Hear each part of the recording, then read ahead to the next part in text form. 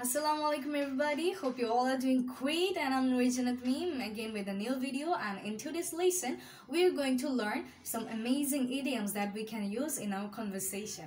So while you're watching 1 Minute English with me, here we learn spoken English in basic grammar in a very easy and effective way. And if you're new in this channel, then subscribe the channel and press the bell icon too, so that you don't miss any of the lessons from the next. And let's start our lesson today.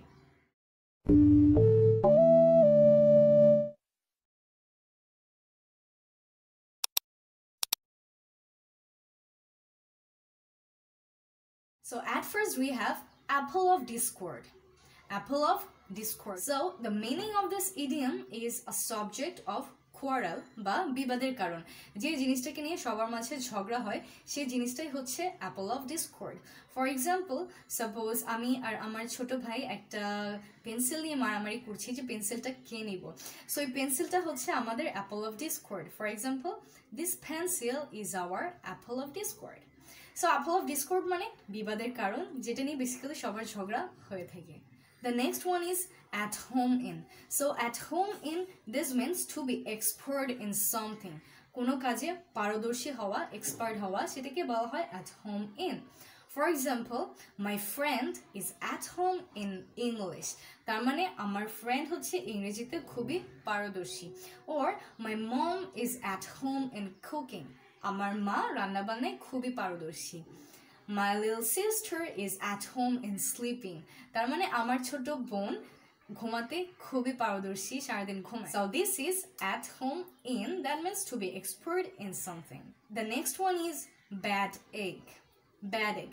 So basically bad egg means a very stupid person, dishonest person, খুবই বাজে লোক, তাকে বলা হয় bad egg. For example, don't believe this person, he is a bad egg. তার মানে এই লোকটার কথা বিশ্বাস করো না, এই লোকটাকে বিশ্বাস করো না, সে হচ্ছে একজন খুবই বাজে লোক, bad egg. Then the next one is apple of one's eye. Apple of one's eye এর মানে হচ্ছে যেটাকে আমরা বাংলায় বলে থাকি নয়নের মণি বা খুবই ফেভারিট কোন একটা পারসন, তাকে বলা হয় apple of one's eye. For example, I am the apple of my parents' eye. তার মানে আমি আমার বাবা মায়ের নয়নের মণি। My best friend is the apple of my eye. আমার বেস্ট ফ্রেন্ড হচ্ছে আমার সবচেয়ে favourite. So apple of one's eye এর মানে হচ্ছে খুবই ফেভারিট কোন একটা person, apple of one's eye. Then we have big guns. Big guns এর মানে হচ্ছে powerful person in the society, যারা সমাজে ক্ষমতা সম্পন্ন লোক, তাদেরকেই বলা হয় বিগ গানস। সো আমরা বলতে পারি they are the big guns of our society. তারা আমাদের সমাজের বিগ গান, তার মানে হচ্ছে তারাই ক্ষমতা সম্পন্ন লোক। আমাদের পরবর্তী যে ইডিয়ামটা আছে সেটা হচ্ছে black and white. Black and white, this means in written, লিখিতভাবে কোনো কিছু। সো আমরা যখন কোনো কিছু বোঝাতে চাই যে লিখিতভাবে লাগবে আমার এই জিনিসটা বা এটা লিখিতভাবে আছে, তার মানে এটা ব্ল্যাক অ্যান্ড হোয়াইটে আছে। তো আমি বলতে পারি I want this agreement in black and white. তার মানে এই এগ্রিমেন্টটা আমি লিখিতভাবে চাই, black and white. Similarly, we have black sheep. Black sheep. So basically, black sheep means a failure person, a dishonest person, a lazy person. যে সবসময় lazy থাকে, কোনো কাজ করে না, dishonest, like সব খারাপ কোয়ালিটি যে তার মধ্যে আছে, তাকে বলা হয় black sheep. For example, this person is a black sheep. এই লোকটা হচ্ছে একজন অলস লোক, একজন ফেইলার, কোনো কাজই করে না, black sheep. Then we have burn one's finger. Burn one's finger এর মানে হচ্ছে নিজে নিজেই ঝামেলায় পড়া, কোনো একটা কাজ করে নিজেকেই নিজে ঝামেলায় জড়ানোকেই বলা হয় burn one's finger.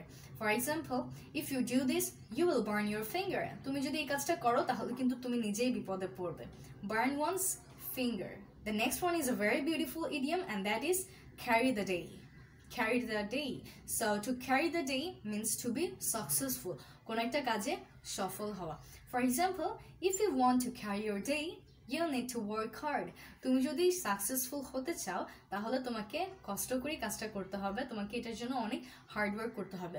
So to carry the day means to be successful. The next one is dark horse. Dark horse.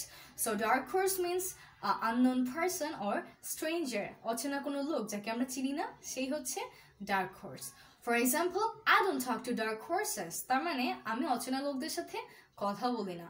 Dark horses এর মানে হচ্ছে stranger অচেনা লোক। Then we have gift of the gab. Gift of the gab এর মানে যার speaking এর talent আছে, যে খুব সুন্দর করে কথা বলতে পারে। Gift of the gab. My best friend has gift of the gab. আমার বেস্ট ফ্রেন্ড খুবই ভালো করে কথা বলতে পারে, খুব গুছিয়ে খুব সুন্দর করে কথা বলতে পারে, তার কথা বলার ট্যালেন্ট আছে, এটাকে বলা হয় gift of the gab. Fair play. Fair play মানে হচ্ছে ন্যায় বিচার। Fair play. For example, this is not the fair play. এটা ন্যায় বিচার ছিল না, এটা সঠিক ছিল না, সো এটাকে বলা হয় fair play. The next one is in a nutshell. In a nutshell. So in a nutshell এই ইডিয়মটার মানে এটাই যে সংক্ষেপে কোনো কিছু বর্ণনা করা বা সংক্ষেপে বলা। In summary, in a nutshell. তো এক্সাম্পল আমরা বলতে পারি, can you please tell me this matter in a nutshell? তুমি কি আমাকে এই কথাটা, এই পুরো ঘটনাটা একটু সংক্ষেপে বলবে? So in a nutshell, this means in short or in brief. Well, then we have now and then. Now and then এর মানে হচ্ছে sometimes, মাঝে মাঝে। তো কোনো কাজ যদি মাঝে মাঝে হয়ে থাকে তাহলে আমরা বলতে পারি এটা now and then এ হয়েছে। For example, now and then my mother gives me advice. তার মানে মাঝে মাঝে আমার মা আমাকে কিছু উপদেশ দিয়ে থাকেন। তো now and then এর মানে হচ্ছে sometimes. Then like a cat on heartbreaks. Like a cat on heartbreaks, this means to feel very nervous, to feel very anxious.